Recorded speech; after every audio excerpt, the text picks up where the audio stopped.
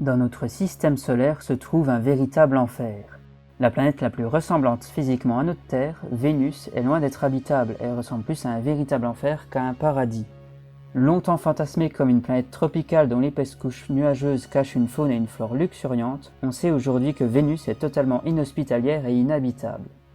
Bien qu'on pense que la planète est abritée dans un lointain passé des océans d'eau liquide, sa surface est aujourd'hui et depuis longtemps couverte de roches nues et désolées, ainsi que de volcans, le tout recouvert par une épaisse couche de nuages impénétrable à l'œil nu. Vénus est la deuxième planète du système solaire, mais elle est également la planète la plus chaude. La température à sa surface avoisine les 460 degrés Celsius en moyenne. Il y fait si chaud que certains métaux, tels que le plomb et l'étain, y fondraient.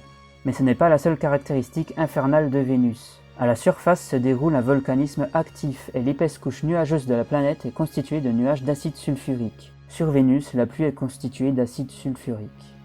La pression atmosphérique à sa surface est plus de 90 fois supérieure à celle à la surface de la Terre.